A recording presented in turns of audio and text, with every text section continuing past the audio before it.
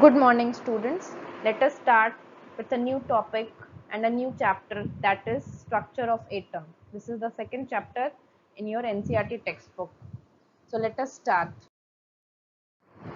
So in this class today we are going to discuss about the discovery of fundamental particles, discovery of electron, study of cathode rays, the cathode ray tube experiment, and some of the properties of cathode rays, along with the determination of ratio, charge by mass ratio of electrons through some experiments like Thomson experiment and Millikan's oil drop experiment. So let us start with today's class. So although we are knowing that the credit for the first atomic theory is usually given to ancient Greeks, a landmark in the progress of chemistry took place with the advent of Dalton's atomic theory. I hope all of you have read the Dalton's atomic theory, and we had also discussed in unit 1. So all of us are knowing that Dalton, a British school teacher in 1808, proposed that matter was made up of extremely small indivisible particles called atoms, and the concept continued to hold grounds for a number of years.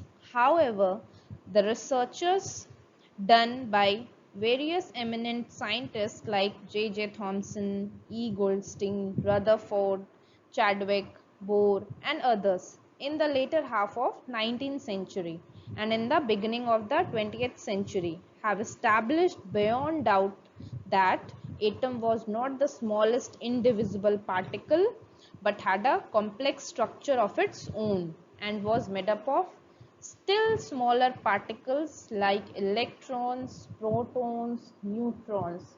You can see here the three subatomic particles of atoms are electrons, protons, and neutrons. These are also known as fundamental particles.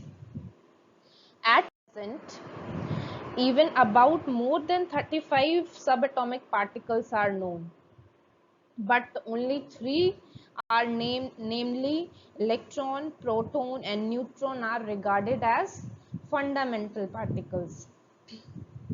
After the discovery of the fact that atom is made up of subatomic particles, the scientists were looking up for the answers of some questions like how can we account for the stability of atom, why do different atoms combine to form molecules, why behavior of one element is different from the others in terms of both physical and chemical properties. So now we will discuss a systematic study of the discovery of these fundamental particles and different models of atoms which have been put forward from time to time to give answers to these questions of the scientist. So let us. So William Crookes in 1879 studied the conduction of electricity through gases at low pressure. For this purpose, he took a discharge tube, you can see over here, which is a long glass tube about 60 centimeter long, sealed at both the ends and fitted with two metal electrodes. It has a side tube fitted with a stopcock which can be connected to a vacuum pump, and that vacuum pump is used to reduce the pressure of the gas inside to any desired value. So these tubes are also now called as Crookes tubes.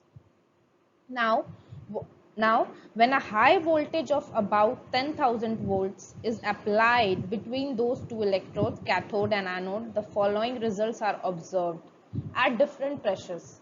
So what were the results? Like when the gas pressure inside the tube is 1 atmosphere, it means inside that discharge tube, if the pressure is atmospheric pressure, then no current flows between the electrodes. That means there will be no flow of current.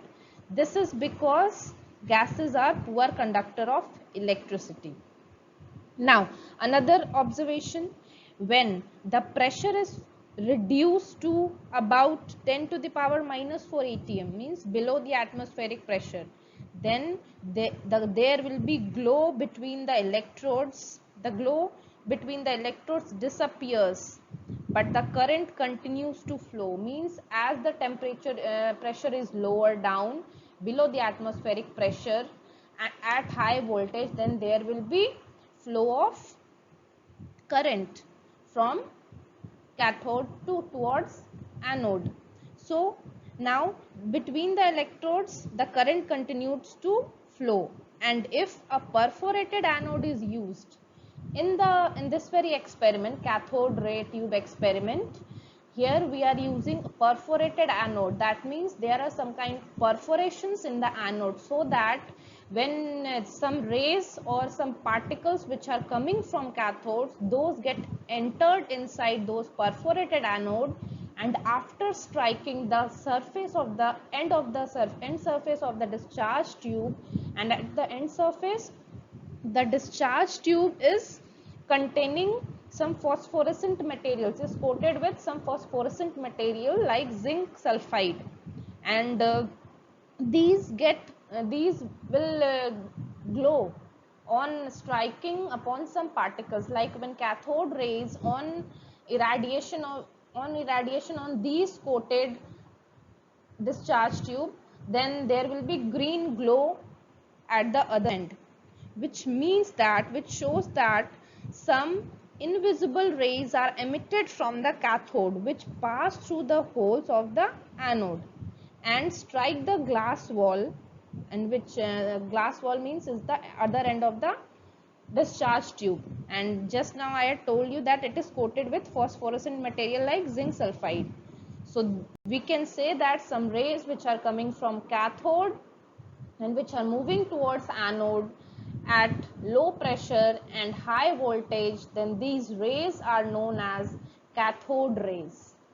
And after striking on the surface of the discharge tube containing zinc sulfide, those will glow green. Greenish glow is there. So this is known as cathode rays. So now let us discuss about production of cathode rays, how these cathode rays are being produced. So let us watch a video over it. I hope you will understand it properly. Cathode rays are produced in a discharge tube. Hence, the discharge tube is generally referred to as the cathode ray tube. The cathode ray tube is a partially evacuated glass tube with cathode and anode placed at the ends of the tube. A vacuum pump is used to partially evacuate the tube. The cathode is connected to the power source with the help of a clip. The tube is supported on a stand. It was found that electric discharge through gases took place only when the pressure inside the tube is lowered and the potential difference between the electrodes was high. To produce cathode rays, high potential difference of 10 kV to 20 kV is applied between the electrodes and the pressure is reduced to 0.0001 millimeter of mercury by means of a vacuum pump. A glow is seen on the walls of the glass tube. The bright fluorescence glow is due to the striking of the rays emitted by the cathode. These rays are cathode rays. So let us begin towards the properties of cathode rays. I hope you have understood what are cathode rays. So after doing various experiments which are carried out himself by J.J. Thomson and others, the cathode rays had been found to possess the following properties.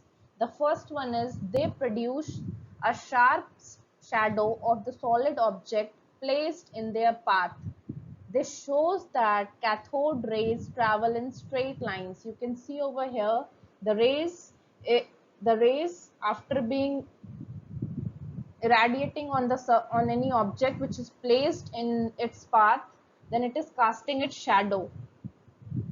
Now second one is if a light paddle wheel mounted on an axle is placed in their path, means in the path of the cathode rays, the wheel begins to rotate.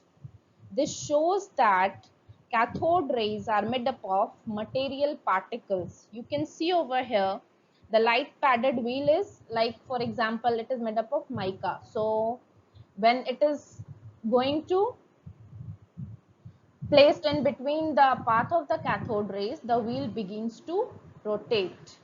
So moving further, the third property is when an electric field is applied on the cathode rays, they are deflected towards the positive plate of the electric field. This totally shows that cathode rays carry negative charge. You can see here in the diagram as well, when cathode rays electric field is applied along the discharge tube, then there is deflection of these cathode rays towards the positive plate. This shows that cathode rays carry negative charge. Now the next one is again similarly, when magnetic field is applied along the discharge tube, then you will see that cathode rays, these rays are deflected in a direction which shows that they carry negative charge. So next one, these are some of the other properties of cathode rays which scientists have discovered after doing various experiments. Like when cathode rays strike a metal foil, the latter becomes hot. This indicates that cathode rays produce heating effect. Some other important properties, like they cause ionization of gas through which they pass. They produce X-rays when they strike against the surface of hard metals like tungsten, molybdenum, etc. They produce green fluorescence on the glass walls of the discharge tube, like as well as on other phosphorescent or fluorescent substances such as zinc sulfide. Just now we have seen they affect the photographic plates and so on.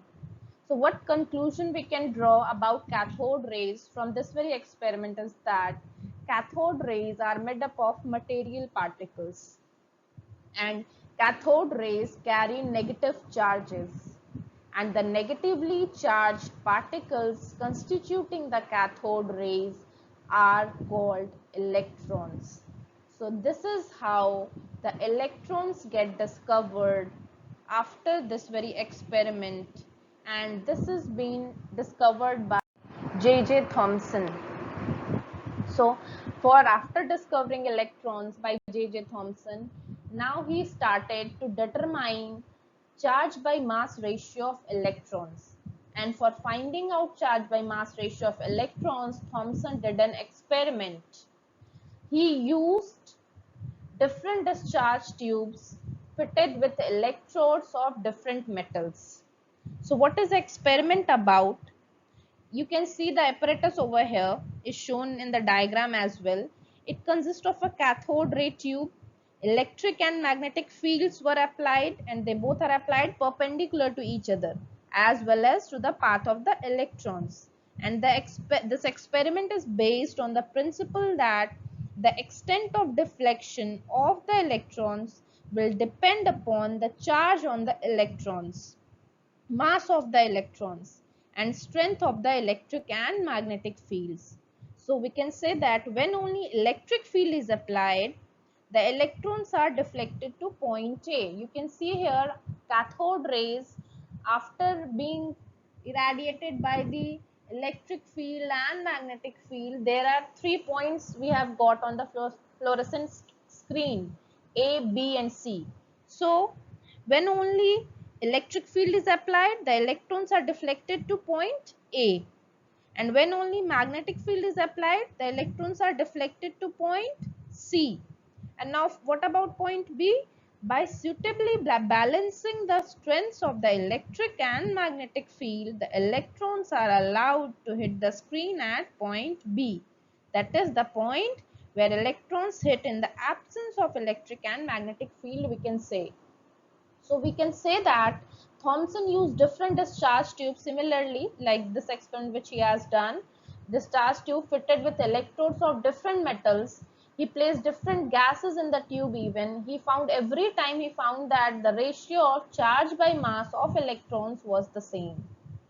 And the value was found to be charge by mass ratio E by M is found to be is equals to 1.76 multiplied with 10 to the power 8 coulombs per gram. So this is the value which Thomson was getting after doing various experiments with different metals as well. So let us proceed. Now R.A. Millikan done another experiment for the determination of charge on the electron. That experiment is known as Millikan's oil drop experiment. So what is this experiment is about? First, let us discuss that one, understand that one. You can see over here diagram. So this is the apparatus in which Millikan had done his experiment. So he had used a spray of oil droplets is produced by the atomizer. You can see over here. These droplets are then allowed to enter through a tiny hole in the upper plate of an electrical condenser consisting of two charged plates. You can see over positive and negative. The rate of fall of these droplets, what we can observe, the rate of fall of these droplets under the influence of gravitational force, because these droplets are falling down under the influence of gravity, was observed with a telescope. You can see over in the apparatus here at telescopic eyepiece is there. So from this, the mass of the oil droplet could be calculated. The air present in the space between the plates was then irradiated with X-rays. As a result, it gets ionized. One or more electrons thus knocked out are captured by oil droplets. Hence, they became negatively charged. On applying voltage between the two plates such that the upper plate is positively charged, the oil droplet will be attracted towards the upper plate. We can observe this one here. Now by suitably varying the voltage here, again a balance may be obtained between the gravitational and electrical forces. As a result, the drop will become stationary. And now after knowing the mass of the oil droplet and the charge on the plates, the charge on the droplet was determined. And it is found that charge was always a small whole number multiple of minus 1.60 into 10 to the power minus 19 coulombs. This was therefore the smallest possible negative charge, that is the charge on an individual electron. So we can say that the charge on the electron was found by R.M. Millikan in 1917, and that value was found to be E is equals to 1.60 into 10 to the power minus 19 coulombs. Thus, the mass of electron may be calculated from the values E by M, charge by mass ratio.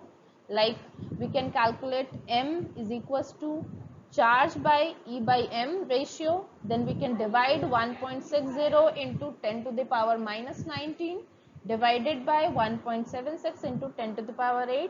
After dividing both of them, we are getting the mass of electrons, that is 9.11 into 10 to the power minus 28 grams. Or if we want to write in terms of kg, then that would be 9.1 into 10 to the power minus 31 kg.